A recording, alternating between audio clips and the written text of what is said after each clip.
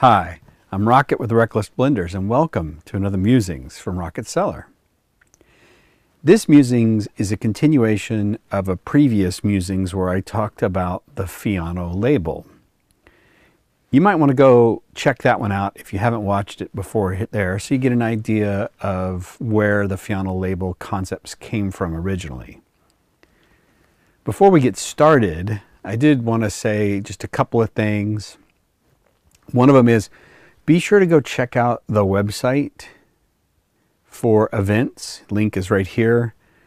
We have several upcoming curbside days over the next months.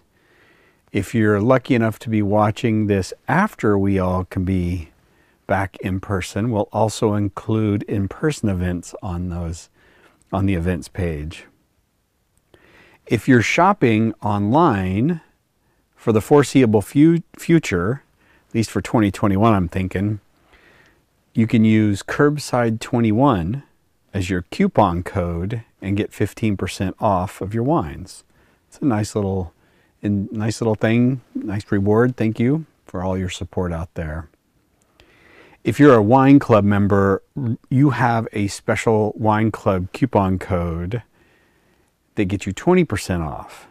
So if you don't have that and you're a wine club member, just respond to this email or send me an email, rocket@wrecklessblenders.com, and I'll make sure you get your coupon code. So let's talk through this label. Where did the inspiration for this label come from? Well, it started with a label that I made many years ago for Mourvedre. And this Mourvedre label was pretty freaking amazing looking. And I was able to capture kind of this Moroccan feel. Now, Mourvedre doesn't have anything to do with Morocco necessarily, but I found this amazing piece of art and acquired the rights and started manipulating and doing some things. Some of the things, same things you'll see me do with this Fiano label. And I found this awesome font. I mean, look at that. That's just great. Doesn't that just melt right into that painting? And yeah, this is one of my more interesting labels that I've done over the time. I was about to say one of my favorite labels, but I realized that I've said that about all the labels. So I'm just going to stop right there and say, you know, these are just amazing pieces of inspiration that I'm lucky enough to have over the years. So that started the journey for this version of the Fiano label. I started down that let's look at other images that are similar to, and I started with a painting, and I ended up finding another image that I've been using to do this label, and I found it to be great from a versatility perspective. So it's called the Reading of Hopes Reprised. I call it the City of Hopes because I've taken a piece of it and it's not the entire work of art, so I don't want to call it by the full name in my head even. And as you'll see as I go through this, I start with a piece of this and then I move my way down and I narrow and then I start to do some manipulation. So let's get started. Well, the first thing to do here is take the overall work of art and then find a section that matches what you want to do, because most of the works of art that I deal with tend to be wide and you need to take a piece of it. I'll say that differently. They don't all tend to be wide, but this one definitely does. So I found a portion of this and I did some adjustments to it, made it a little more narrow, took out some of the very, very, very busy lines and I simplified it, and then I changed a few of the colors so that it made it look a little nicer on the initial label. And that's the first step. The next thing to do is to find a font. Now, fonts are incredibly important, especially when it comes to identifying your wines. identifying our wines. I spend a lot of time on fonts. I have several thousand of them to choose from, so sometimes it's a plethora of choice. For this one, I said, well, I had a handful of criterias, and I'm not going to go into the whole when to serif, when to sans serif. I'm not going to do that, but I will call out in several of the fonts that you're going to see where the serif, which is the the curly cues on the fonts, if you will, or there's a better term for it, but I call them sometimes curly cues, sometimes the bottoms and the tops, the highlights, the ornamentation in some cases. I'm not going to go into why you do those, but I said, well, first of all, there's all these great columns in this painting. And so some of them have this really cool kind of serif feel to them. So they, the edge of the columns. And then in some cases, I wanted to match shapes. So for this first font, and this was kind of what I call my orientation font. It's one that if I end the label with this font, I'd be happy with, but it may not be the final one. So I found this font, and if you look at the A is pretty cool in that it mirrors the Leaning Tower. And so you get this parallel piece to the font and the painting. And I really, really like that when it came to this font.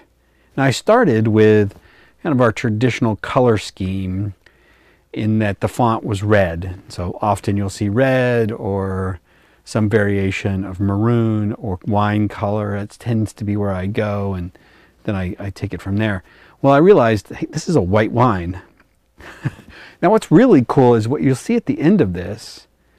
This label can be used for white wine, and it can be used for any Italian wine, which I thought was a nice outcome for this. If I decide, this isn't for the Fiano, we're going to have other Italians upcoming that I'll be able to use this for.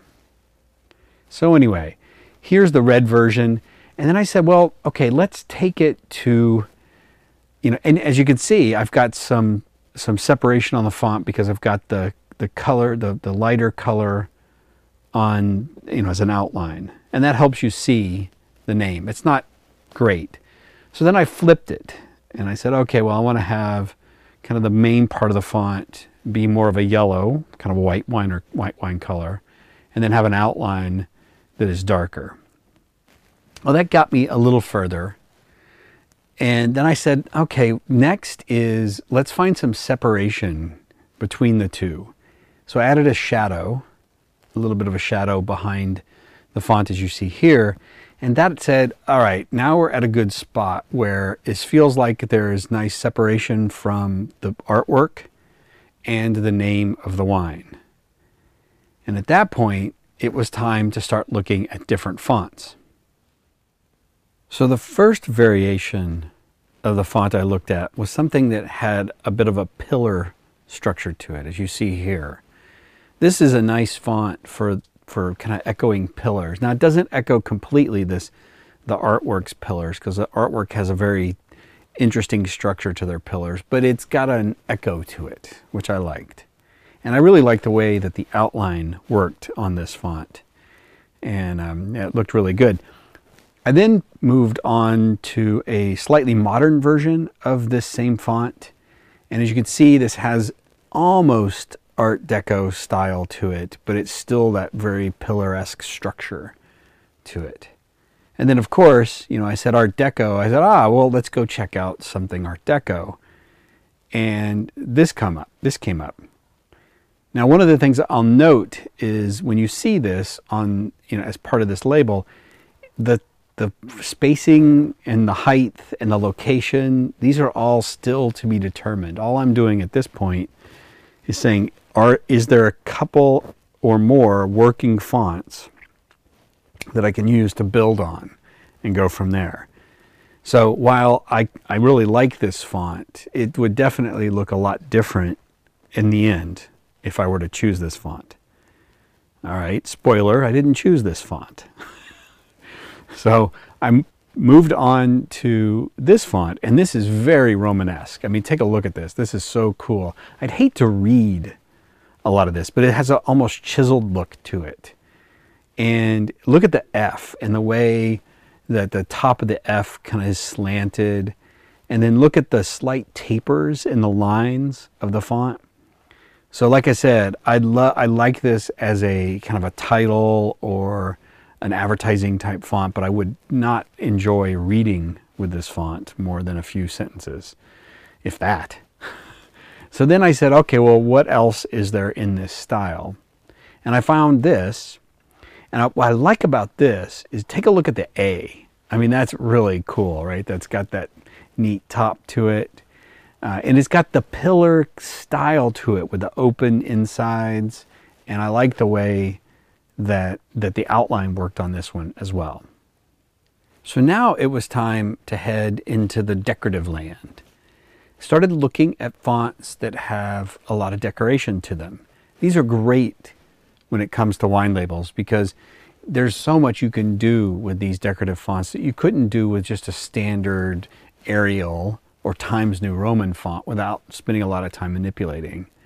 So this is why I have so many fonts in my arsenal of fonts. And so we're going to start with this one. And I like this simply because of the F. The F was the thing that drew me to this initially. And then as I kind of spent more time with it, I recognized that the end of each of the letters, there's these really subtle highlights. And I really enjoyed that. I thought that was a great font for this. And I thought it looked really good on the label as well. Then I said, okay, let's keep going on the decorative fonts. And I found this one. And what I really, really like about this is the serifs. I mean, look at those serifs, and it looks like the Fiano is walking with all the serifs pointed in the same direction. And that was pretty cool. And, you know, it's got a little bit of a pillar feel to it. And then I said, okay, well, let's try one more, maybe two more. And I found this one. And this is actually very much a take on a Western font.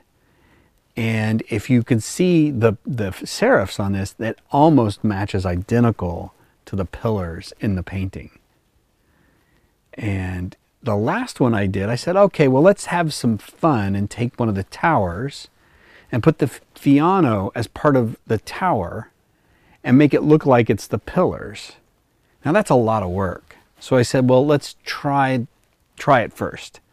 And so I came up with this view and I liked it. It got lost. That was the reason that I wouldn't pick it. I liked that it was fun and I would spend more time making it look more like the pillars of this tower if I were to choose this. So obviously that's not the direction I'm going, but I liked going through that exercise and learning how to make that work and thinking about what I would do if I were to take this further. Because those kinds of moments lead into future label creations. So I can think back and think, oh, this is how I was thinking about there, and I can apply that going forward. So at this point, I had a very nice selection of fonts that I could choose from. And I felt fairly satisfied that I could take any one of these and move them forward.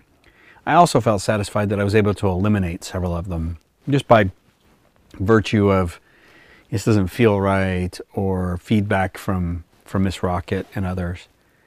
And I sat down and I spent a good week, I would say, with these set of fonts.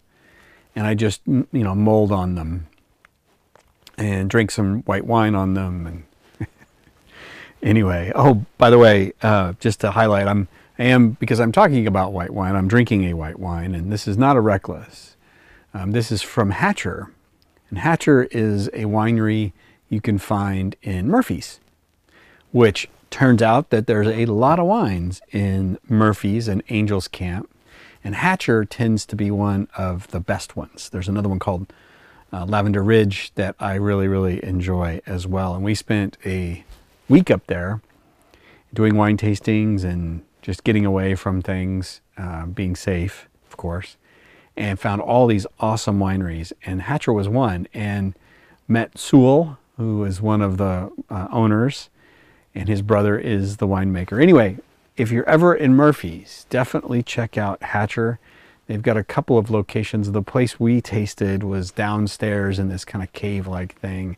Had the best time. Anyway, I'm having a Sauvignon Blanc from them, and highly recommend it. So at this point, the biggest thing that I was struggling with, I had the fonts set. The thing I was struggling with is the colors and the busyness of it. Now, I simplified from the original and took out a lot of the extra textures and stuff like that.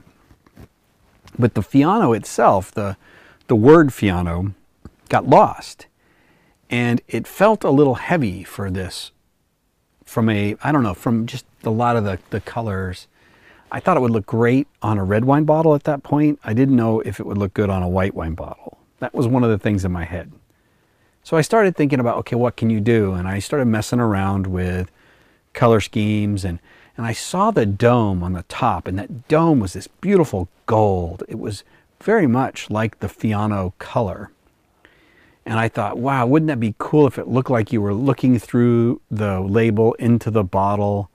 Yeah, that'd be kind of cool. Well, what about that? And I started playing with it in my head and in the Photoshop. And I found myself isolating that color. And I came up with this. And as you can see here, it's got this black and white, or I should say grayscale, version of most of the label except for that dome. And what I really like about this is the balance between the dome and the Fiano, and they're the same colors and they match, and there's some really cool, that balance I thought was really nice. And I thought it brought out it simplified the label, and it brought out some really interesting characteristics. But I wasn't happy with it overall because I felt like it needed a little bit more color. And so I came up with this version of it. And what I did was I found other pieces that were in that yellow color spectrum. And I brought those to the front and kept them colored. And then everything else went to grayscale. And I was pretty happy with this. And as you can see, I went back to that original font because it was, when you find that kind of, I call it the anchor font, I tend to use that through major variations until I find the thing that sings, and then I'll return back to the font and see if it doesn't work, especially if I'm working on the background, which I was here. And I thought this turned out to be pretty usable, and it felt like I was heading in the right direction. At this point, I felt like I was onto something. With working on the background, I realized there's more I could do here. And I decided, well, one of the things I could do is look for texture and different applications of texture across that piece of art. And so I was fiddling around, messing around, doing some interesting things, and I found this. And I thought, whoa, hey, that's pretty freaking cool. It's got texture to it. It's got these really interesting highlights. And whoa, I could do some stuff with that. So I added the Fiano font on top of it. All right, that's heading in a direction that I really like. And this was highlighting kind of it was the highlights, the high tones, if you will, of the color. So it's the yellows and the oranges. I thought, well, what about taking that grayscale and applying it again? So I'm only pulling out some of the highlights to give it some contrast. And this is what this looks like. I thought that's a pretty interesting pattern. I bet there's other things I can do to call out these different colors. So I then looked for the midtones, and I did the same process. So here you see a mid-tone style with some highlights. So you're getting more of the middle, the blues, and a little bit of green, not a lot, but some of it. And then here's with the Fiano font. And then here's the application of the black and white. And at this point, I'm like, okay, I've got a couple of variations. I'm feeling like I'm heading in the right direction. Let's aim for something along this path. I really liked the mid-tones, and so I went on to make another version with the cool tones. And I'm just going to show you the first one of these because I end up drilling in on this one a little bit further.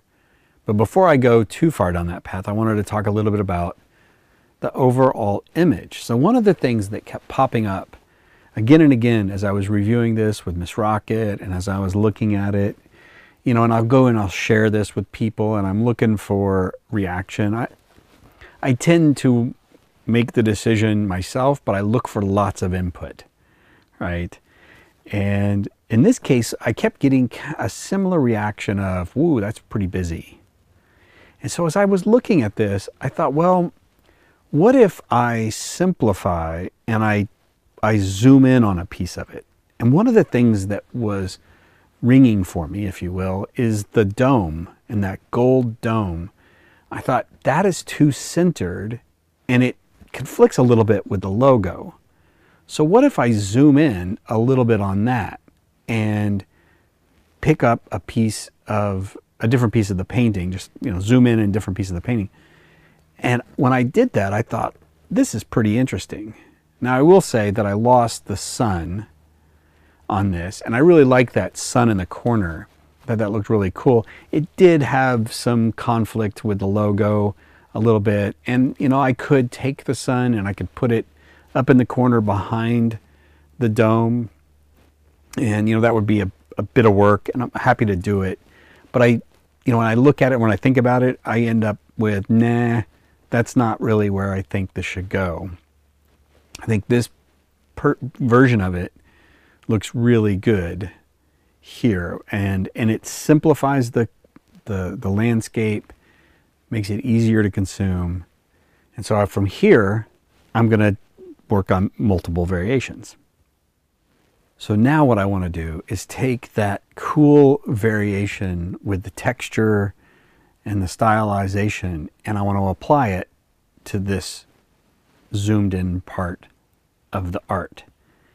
And wow, that made all the difference in the world for me. I thought, this is it. And so at this point, I'm like, okay, I'm locked in on something I'm feeling pretty good about. Now, where do I put Fiano? Now, what happened now is the A in the Fiano is actually competing against the tower. And so I think, I'm not going to go there. I'm not going to put the original Fianna Font on there. But there's this, I'll call it a road in front of that building. It's got that nice highlight. I think that's a great place to put Fiano. So I start working on putting the font on a path, and I end up picking this amazing font that it was one of those random things, right? I was distracted by a dozen things and I just picked this font. I looked down and I went, that's it. That's the one that matches the feel of this stylization, this how this has been textured. And so I worked on this and I've got it to this point. I'm feeling pretty good about this. I'll say this again, this can be a red wine, this can be any of our Italian wines, this could be a label for any of those Italian wines. I'm going to try it on the Fiano. We're going to see. Now I'm going to have a variation for you. I call it the watercolor variation in the next Musings coming up. In the meantime, let's talk through some of the things that I need to work on to bring this home as a label. So one of the things is, okay, where does the vintage go? Where does the year go? And one of the, you know, if you've seen some of the labels, like for example, the Quinta, it's really subtle where the year is. And so we've made multiple years and we have to pick up the bottle and look at it. So got a little feedback. Hey, can you make that bigger? Okay. The answer was no. But if we were making another Quinta, I'll look at that a little bit and see what I can do. In this case, I'm looking at the ledge up here. I'm thinking maybe it goes there. But I have to work on that. I have to work through the process of where would the vintage go and what's the font for the vintage? Is it the same font as this? And it doesn't feel right. This font that says Fiano now, that's very jagged. And it's got a feel to it that matches the texture, if you will, of the overall painting. but it doesn't look like the right kind of font for a vintage. I'd probably look for a more pillar style vintage. And that's a little bit not the traditional way of doing it. Traditionally, it's all right, the font that does the year matches the font that says the name of the wine. I'm going to try some things on this to see where it goes. Now, the other part of the equation is this good enough to be a label? I feel pretty good about this. I feel like it could land as a label. The other thing that I might look at is the font, the Fiano font. Now, I feel like I stumbled on that font, and that 80% of the labels I tend to be stumbling on, right? In this case, I might look at a few variations, but I might just say, no, done. Gonna stick with this and move forward with it. We'll see. I do a number of different things. I sleep on it. I print it off. I put it down. I pick it up. I look at it. I do some stuff like that. So, yeah, this has been one of those very interesting processes to get to this point. One of the things I know about making labels all these years is you could take a beautiful piece of art or a painting or some graphic and transform it into a label. And rarely is it look anything like the original. Some pieces, end up looking completely different. Like this one does not look an awful lot like the original. And I've been lucky a number of times when I found a piece of art that I was able to incorporate into a label very quickly. And I feel blessed by those. In other cases, it was an excruciating process of trial and error and change and fix and, transformation here and learning more Photoshop here, doing all these things. So what I will say is going through this process this time and actually documenting what I'm doing and taking moments to pause, take a snapshot of the work and export it has been very eye-opening. As often I am very, I'll say, gut-led or instinctual-led. And this time it's been very much more deliberate than other times. Let me say that slightly different. I've been deliberate other times, but it's been a deliberate, that's not working moment. That's working moment. That's not working moment. It's been very, very quick. And this time it took probably, 4 weeks to go through this process so far, and I'm not done yet. And as I'm snapshotting these things, it's helping me able to describe the process. It was really funny, but those last series of kind of texture transformations, all of that happened in about 90 minutes while sitting watching TV with Miss Rocket. And I was just fiddling around with the computer. I was just like looking down, and I'd try something and I'd look up, I'd watch the show, I'd look down, and next thing I know, I look down and I'm like, whoa, what did I just do? That's pretty amazing. And so part of it is getting a little bit of that space and letting the mind download from, the universe or the higher power, whatever you want to call it, inspiration to help move the label along. And that's been what it's been for me all these years, is I'm lucky enough to be able to channel the inspiration. Yeah, this isn't the end of the journey. So the next time we get together on one of these about the label update, I'm going to show you the watercolor variation.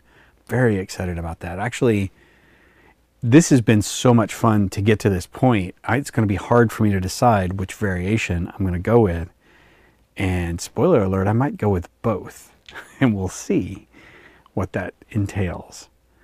And then I'll probably have a final one right before we release the wine that talks about what the final variations look like, or what the final labels look like, if it's 1 or 2, or how that goes. Right on. With that, I am Rocket. This has been another Musings from Rocket Cellar.